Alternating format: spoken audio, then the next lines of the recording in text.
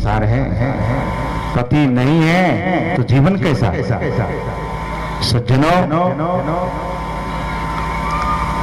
वह शिक्षिका अपने पति को बिछावन पर लेटाकर और गुरु महाराज के मंदिर में फिर आ जाती है, हाथ जोड़कर प्रार्थना करने लगती है। ध्यान दीजिएगा, प्रार्थना में अद्भुत शक्ति है। सतगुरु सतगुरु नित ही पुकारत, छीजत पाप समूह रहे। पापों का समूह जो सतगुरु की पुकार करते हैं, जो सतगुरु का ध्यान करते हैं। अभी हम आप सुन रहे थे श्रद्धे पूज्य रुदल बाबा से ध्यान बिंदु उपनिषद की बात में कह रहे थे, यदि शैल समम पापम विस्तीर्णम बहुयोजनम भिद्यते ध्यान योगेना नान्यो भेदः कदाचन। पापों का क्षय कोई करना चाहता है तो उस परम पुरुष सच्चे बादशाह सदगुरु का नाम जपे और उन्हीं का ध्यान करे। विषय तो ध्यान का नहीं है, विषय तो मनुष्य शरीर की सार्थकता है, लेकिन मनुष्य शरीर की सार्थकता जब भी होगी तो ध्यान करने से ही होगी। Therefore, if you want to vanish all kinds of sin from your life, then each and every one should do the meditation.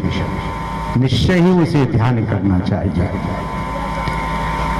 Meditation is the greatest prayer and settled prayer to the Sadguru or to the God. ध्यान सबसे महान प्रार्थना है। तो वह नारी,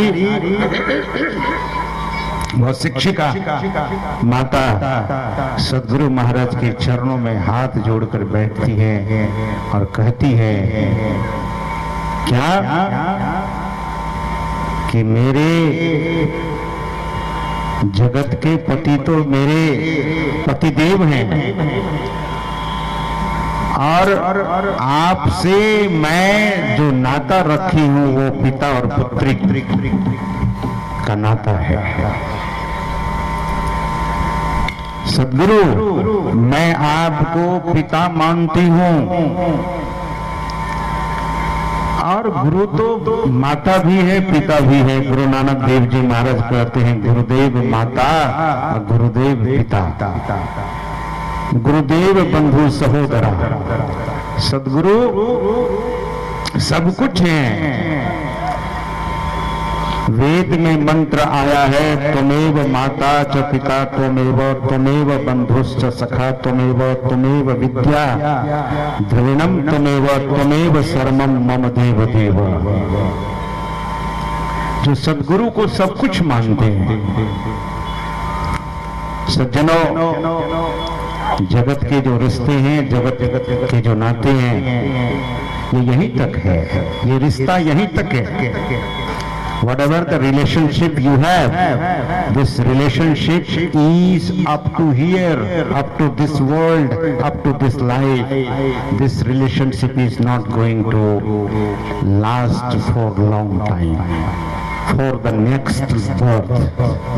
दूसरे जन्म के लिए ये सगे संबंधी काम देने वाले नहीं हैं। सज्जनों, सच्चा सगे संबंधी और सच्चे हितकारी तो मात्र एक संत सदगुरु होते हैं। तो वह माता सदगुरु महाराज के चरणों में प्रार्थना करने लगी कि मैं तो आपको पिता मान चुकी हूँ और मेरे पति की आयु निश्चित कर दी है डॉक्टरों ने। जवाब दे दिया है कि 15 दिनों का आपका पति मेहमान है इस दुनिया का। लेकिन सदगुरु महाराज, मेरे सदगुरु, मृत्यु तो निश्चित है किसी की भी, भगवान श्री कृष्ण कहते हैं कि जातस्य ही ध्रुवो मृत्युर ध्रुवम जन्म मृतस्य च, जिसका जन्म हुआ है उसकी मृत्यु निश्चित है। तो वो कहती है, शिक्षिका कहती है अपने सदगुरु से, सदगुरु महाराज से प्रार्थना करती है कि मृत्यु तो आज न कल होगी ही, लेकिन मृत्यु समय से होती है तो अच्छा लगता है, और समय में मृत्यु होगी तो गुरुदेव मैं बहुत दुखी हो जाऊंगी, क्योंकि नारी के लिए तो पति ही संसार है। और मैं तो बचपन से आपकी भक्ति करते आई हूँ, मेरे सदगुरु पति मर जाएंगे मैं विधवा हो जाऊंगी, और कहती है क्या, मैं आपकी बेटी विधवा हो जाएगी, और जब मैं स्कूल को जाऊंगी तो रास्ते में लोग कहेंगे देखो ये विधवा जा रही है। कदाचित सदगुरु आपको ये अच्छा नहीं लगेगा, आपकी बेटी विधवा हो जाए ये तो ठीक नहीं है, इसीलिए आप मेरे पति को जीवन दान दीजिए। और ऐसा कहते कहते इतना रोने लगी, रोते रोते रोते उनकी आंखें फूल गई, सूज गई। और लोग जब बहुत रोते हैं तो बाद में उसको नींद आती है, उनको नींद आ गई, और नींद आने के बाद सदगुरु महाराज स्वप्न में आते हैं और कहते हैं कि बेटी यहाँ परसाहाट में जो सत्संग आश्रम है उसमें काली तुलसी लगी हुई है, सुबह जाकर तुम काली तुलसी जड़ समेत उखाड़ कर लाना और अपने पति को पीस कर तुलसी के पौधे को पिलाना, और इस तरह से आप अपने पति को 15 दिनों तक यही दवा पिलाते रहना, तुम्हारा पति ठीक हो जाएगा।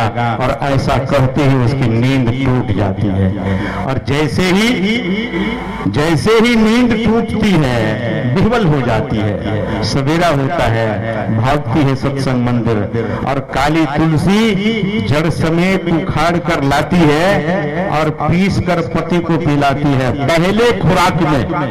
पहले ही खुराक में ऐसा चमत्कार हुआ सज्जनों, वो बड़ी कैंसर की जो गांठ थी वो बिल्कुल समाप्त हो गई उसी समय, और उनको बड़ी हैरानी हुई सज्जनों, पति का वह कैंसर की गांठ समाप्त होती है, फूट जाता है, समाप्त हो जाता है, और धीरे धीरे 15 दिनों के अंदर ऐसा हुआ कि जो खाने के लायक नहीं थे वो खाने लगे, और महीने दिन के अंदर घाव छूट गया, और पति को सामने लाकर दिखाई, देखिए इनके गले में अब चिन्ह भी नहीं रह गया है, वो ऐसा हो गया। इतने समर्पित भगवान के उपदेश को हम आप सुन रहे थे, अंत में भगवान विषय को किधर ले गए? मनुष्य शरीर, मनुष्य प्राणी को क्या करना चाहिए मनुष्य शरीर पाकर? भगवान कहते हैं दंड तन पाए विषय मन देही, पलट सुधाते सठ विसलेही, ताही कबहू भल कहै न कोई, गुंजा ग्रहै परस मनि खोई। आकर 4,84,000 जोनी भ्रमत यह जीव अविनाशी। दरअसल में हम आप अजर और अमर, भगवान के श्रीमुख से यह वाणी निकली है, मैं अपने तरफ से नहीं सुना रहा हूं। भगवान श्री राम, मर्यादा पुरुषोत्तम भगवान श्री राम के श्रीमुख से यह बात निकली है कि जीव अविनाशी, यू आर इमॉर्टल। जीवात्मा कभी मरती नहीं है। यह जीव दरअसल में कभी मरता नहीं है। वेदांत तो यही कहता है लेकिन सज्जनों, सदगुरु महाराज की वाणी में आया है, कदाचित सुबह के सत्संग में पाठ आप लोग भी किए होंगे, सभी लोग मिलकर। सदगुरु महाराज कहते हैं, घटतम प्रकाश वो शब्द पट त्रय जीव पर है छा रहे।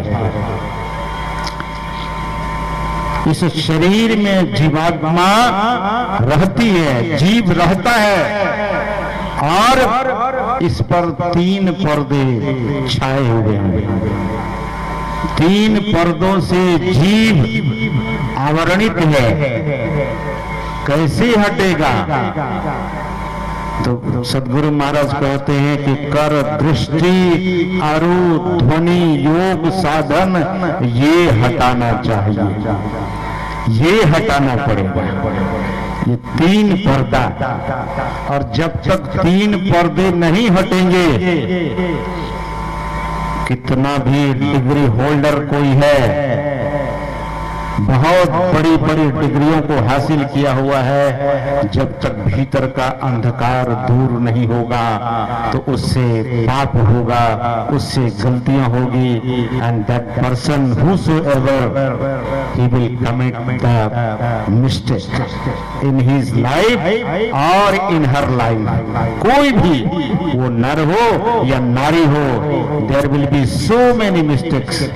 जैसे कि आप अपने कमरे में रहते हैं, अंधकार भरा कमरा यदि है, तो जो वस्तु से आपको सुख मिलता है, जिस वस्तु से आपको सुविधा मिलती है, अंधकार के कारण उसी वस्तु से टकरा कर जीव दुखी होता है, आप दुखी हो जाते हैं। सज्जनों, इस नगरी में तिमिर समाना भूल भर्म हर बार। राधा स्वामी साहब कहते हैं कि इस शरीर में, इस शरीर रूपी नगर में तिमिर समाना, अंधकार भरा हुआ है। भगवान बुद्ध ने कहा, ऐ भिक्षुओं, अंधकार में तुम पड़े हो, प्रकाश की खोज क्यों नहीं करते? और दुनिया के तमाम लोग जो दृष्टि साधन नहीं करते, जो शब्द अभ्यास नहीं करते, चाहे वो कुछ भी कर ले, लेकिन भीतर का अंधकार दूर होने वाला नहीं है। सज्जनों, हम आप संत मत के सत्संग में बैठे हैं, और संत मत का सिद्धांत बड़ा छोटा है। बाबा देवी साहब ने कहने की कृपा की है कि संत मत का सिद्धांत बड़ा छोटा है। लाला सदगुरु महाराज से उन्होंने कहा, गुरु, ध्यान और सत्संग।